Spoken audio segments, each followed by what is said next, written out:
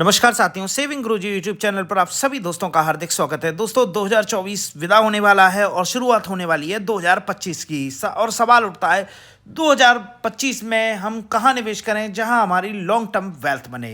तो दोस्तों सेविंग गुरुजी YouTube channel को आप सब्सक्राइब कर लें, लाइक कर लें, शेयर कर लें। इसके अलावा बेल आइकॉन क्लिक कर लें जिससे हमारे रेगुलर नोटिफिकेशन आ सकें और टेलीग्राम ग्रुप से जुड़ जाए, लिंक आपको डिस्क्रिप्शन में दे रखा है। तो दोस्तों आज का जो हमारा टॉपिक है वो है कि 2025 की शुरुआत में हम कैसे वेल्थ बनाएं, कहाँ इन्वेस्ट करें जिससे कि हमारे आगे आने वाली पीढ़ी या हमारा जो आर्थिक जीवन है वो आर्थिक रूप से स्वतंत्र हो सके। तो दोस्तों कई चीज़ें हैं जहाँ पर आप निवेश कर सकते हैं, जैसे शेयर मार्केट, म्यूचुअल फंड्स, इसके अलावा बैंक एफडी, आरडी, एलआईसी की यूलिप पॉलिसियाँ, गोल्ड या सिल्वर में निवेश। लेकिन आपको जिस क्षेत्र में आपको निवेश करना है वहाँ की पहचान करना ज़रूरी है। बेसिकली ये सारी चीज़ें हैं जहां पर आप निवेश कर सकते हैं, चाहे वो शेयर बाजार हो, रियल एस्टेट हो, म्यूचुअल फंड हो, यूलिप प्लान्स हो, गोल्ड या सिल्वर में बैंक एफडी आरडी या पोस्ट ऑफिस में बैंक एफडी आरडी आप कर सकते हैं। जहां लेकिन आपको ये पहचान करनी पड़ेगी कहां मेरी ग्रोथ सबसे ज़्यादा होगी। तो ग्रोथ के लिए सबसे पहले मैं बात करूंगा शेयर बाजार, रियल एस्टेट या म्यूचुअल फंड्स या यूलिप प्लान ग्रोथ के मामले में सबसे परफेक्ट हैं। और सुरक्षित रिटर्न्स के मामले में आप पोस्ट ऑफिस या बैंक में एफडी आरडी को ले सकते हैं। और एक संतुलित ग्रोथ के मामले में आप गोल्ड सिल्वर को भी ले सकते हैं। लेकिन आपका जो पोर्टफोलियो वेल डाइवर्सिफाई होना चाहिए, यानी कि ये नहीं है कि आपने 100 रुपये लिए और 100 रुपये इक्विटी में लगा दिए, या 100 रुपये आपने यूलिप प्लान में लगा दिया, या 100 रुपये आपने गोल्ड में लगा दिया। आपका जो पोर्टफोलियो वेल डाइवर्सिफाई होना चाहिए। अगर किसी भी अगर निवेश के क्षेत्र में आपको कोई परेशानी आती है तो दूसरा जो निवेश का क्षेत्र है वो आपको जो अर्निंग है या ग्रोथ है वो उसे सस्टेन करने में लगे। तो पहले बात करते हैं दोस्तों शेयर बाजार की या स्टॉक मार्केट में निवेश की। तो स्टॉक मार्केट में आप डिफरेंट टाइप से आप निवेश कर सकते हैं। तो ईटीएफ के माध्यम से निवेश कर सकते हैं या आप डिफरेंट टाइप के स्टॉक्स के रूप में निवेश कर सकते हैं। अगर पिछले 5 साल के रिटर्न के बारे में बात करें तो स्टॉक मार्केट ने 19 से लेके 23-24 तक लगभग 15 से 16% रिटर्न दिया है, यानी कि 15 से 16% रिटर्न दिया है। लेकिन खास बात है इस बार कोई नेगेटिव रिटर्न नहीं है। तो कभी कभी ऐसा लगता है कि 2025 में जो रिटर्न होंगे हो सकता है वो नेगेटिव मोड पे हों। लेकिन अगर आप लॉन्ग टर्म में निवेश करते हैं एलआईसी स्टॉक मार्केट में तो यहाँ पर लगभग 15 से 20% का आपको रिटर्न मिल सकता है। लेकिन उसके लिए आपको ढंग के स्टॉक्स चूज करने पड़ेंगे। अगर मैं बात करूं फ्यूचर से स्टॉक्स की तो इस तरह से आप 2025 में आर्टिफिशियल इंटेलिजेंस रिलेटेड स्टॉक्स ले सकते हैं, मशीन लर्निंग को लेकर रिलेटेड स्टॉक्स ले सकते हैं, ईवी व्हीकल से रिलेटेड स्टॉक्स ले सकते हैं। इसके अलावा टेक्नोलॉजी से क्षेत्र में, इसके अलावा हरित ग्रीन एनर्जी या हेल्थ केयर से जुड़े हुए स्टॉक्स की भी पहचान करें जिससे कि आप 2025 में वेल्थ बनाना स्टॉक मार्केट में आप निवेश करते हैं तो शुरू कर सकते हैं। तो उसके लिए आपको निश्चित रूप से किसी स्टॉक मार्केट के विशेषज्ञ से आप जरूर मालूम करें कि किस क्षेत्र में हमको स्टॉक्स लेने हैं। या अगर आप संतुलित रूप से 15% या 14% के रूप में रिटर्न चाहते हैं तो वह आप ईटीएफ के माध्यम से, डिफरेंट टाइप के ईटीएफ होते हैं, बैंक निफ्टी, इस तरह के ईटीएफ के माध्यम से भी रिटर्न जनरेट कर सकते हैं। दूसरा प्रकार है निवेश करने का सुरक्षित तरीका है वो रियल एस्टेट। यदि आपने स्मार्ट सिटी या मोदी सरकार की जो मुहिम रही है स्मार्ट सिटी में, तो आप स्मार्ट सिटी में उभरते हुए जो शहर हैं वहाँ पर अपने ज़मीन निवेश करें। मेट्रोज़ के आसपास दिल्ली एनसीआर है, बेंगलोर, हैदराबाद, पुणे, जो भी मेट्रो सिटी हैं उनके आसपास आप ज़मीन लें या वहाँ पर अपना निवेश करें। इसके अलावा टीयर 2, टीयर 3 सिटीज़ में भी आप लखनऊ, इंदौर, जयपुर, इस तरह के शहरों में भी के आसपास भी आप अपना निवेश करें अगर रियल एस्टेट में कर रहे हैं।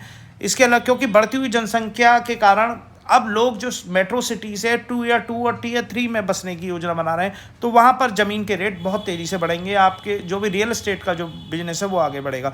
इसके अलावा आजकल लोग टूरिज्म की तरफ काफ़ी बढ़ावा मिल रहा है सरकार की ओर से भी और लोग जा भी रहे हैं।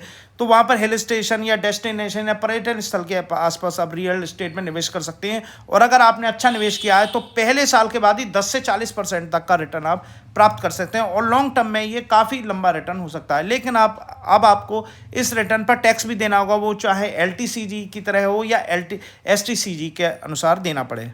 तीसरा विकल्प है दोस्तों म्यूचुअल फंड में निवेश। आप किसी फंड मैनेजर को लार्ज कैप इंडेक्स फंड या mid cap small cap fund या सेक्टर आधारित फंड में लार्ज कैप और स्मॉल कैप जो इंडेक्स हैं आप फंड को आप अपना एसआईपी के माध्यम से या लमसम माध्यम से आप अपना पैसा देते हैं।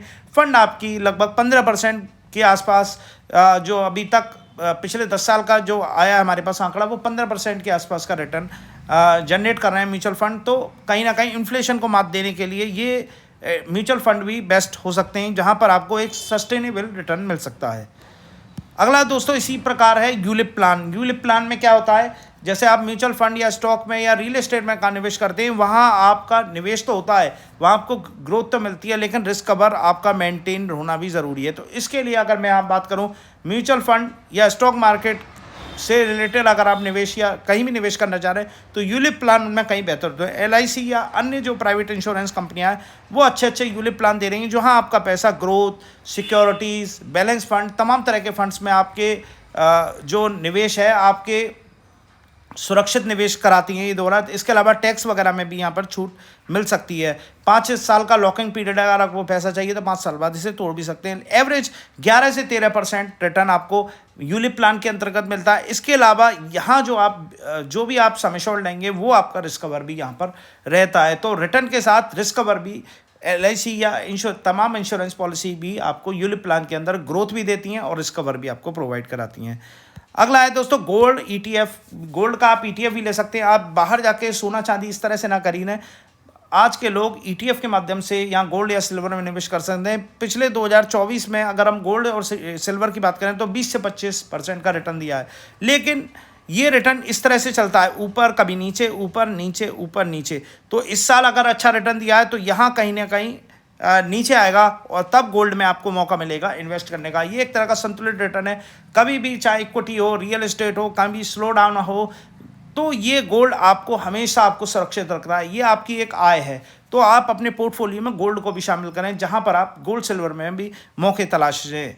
इसके अलावा अगर आप सुरक्षित निवेश चाहते हैं, आप इक्विटी में लगा दिया, आपने गोल्ड में लगा दिया, आपने रियल एस्टेट लगा दिया, लेकिन आपको पैसे की जरूरत है, तो कहीं ना कहीं बैंक FD RD भी आपके लिए योजना है। वो आपको 5 से 8% के करीब रिटर्न देंगी, लेकिन इंटरेस्ट जैसे जैसे कम होंगे वैसे वैसे इनमें रिटर्न थोड़ा सा माइनस हो सकता है। तो उस दशा में, लेकिन ये आपके पास सुरक्षित इमरजेंसी फंड के रूप में आप FD RD कर सकते हैं, यानी कि जब आपको पैसे की जरूरत हो यहाँ पर तुड़वा कर अपने जो निवेश है उसे सुरक्षित करते हैं। तो मैंने पहले बताया कि आपका निवेश का तरीका हर जगह होना चाहिए। रियल एस्टेट में भी होना चाहिए, गोल्ड सिल्वर में भी होना चाहिए, इक्विटी या म्यूचुअल फंड्स में भी होना चाहिए, यूलिप प्लान भी होने चाहिए, यानी कि रिस्क कवर भी होना चाहिए, और इसके अलावा बैंक FD RD भी होनी चाहिए, जिस कि आप सुरक्षित रूप से कभी भी आपको पैसे की जरूरत है उन्हें तुड़वा कर अपना कार्य कर सकें। तो दोस्तों ये मैंने कुछ थीम बताई जहां पर आप अपना पैसा 2025 में निवेश कर सकते हैं। वीडियो कैसा लगा प्लीज़ लाइक कीजिएगा, सब्सक्राइब कीजिएगा, शेयर कीजिएगा। बहुत बहुत धन्यवाद।